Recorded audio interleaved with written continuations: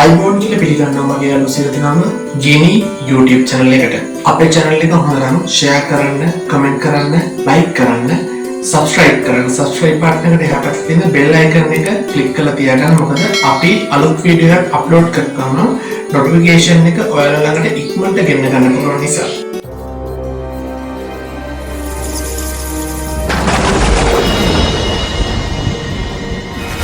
අද මම කතා කරන්න බලාපොරොත්තු වෙන්නේ මගේ යාළුවනේ ඉන්ස්ට්‍රුමන්ට් වල නැත්තම් වාදන භාණ්ඩ වල වාදනය කරන එක් කොටසක් ජලා කියලා කියනවා.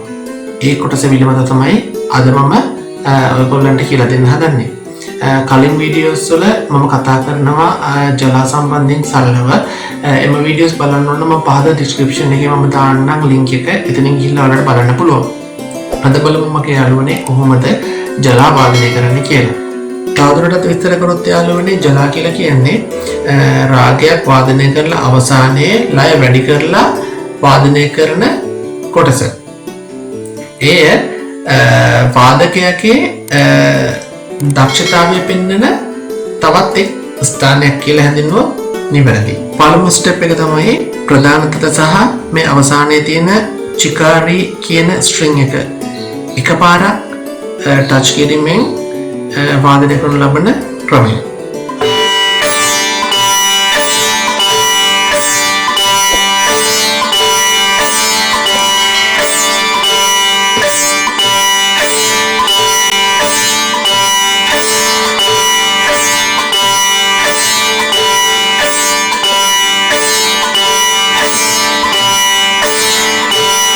දෙවෙනි ක්‍රමය තමයි මගේ යාළුවනේ ප්‍රධාන තතට වාදනය කරනවා සමග මේ උඩ තියෙන චිකාරික දෙපාරක් වාදනය කිරීමෙන් කරනු ලබන ක්‍රමය.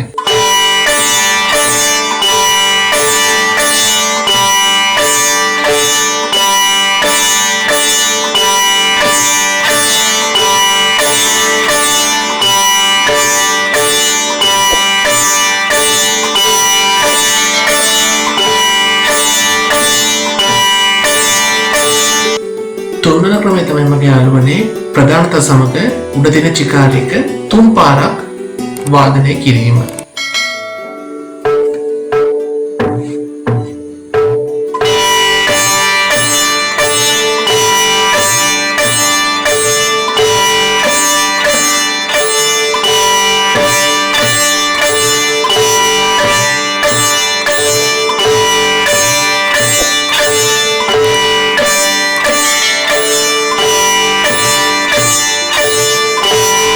මම හිතනවා මගේ යාළුවන්ට අනික් පාඩම් ඉගෙන ගත්තාseම මේ පාඩෙන්නු කුමක් හෝ දෙයක් ලැබෙන්නට ඇති දැනුම ලැබෙන්නට ඇති කියලා.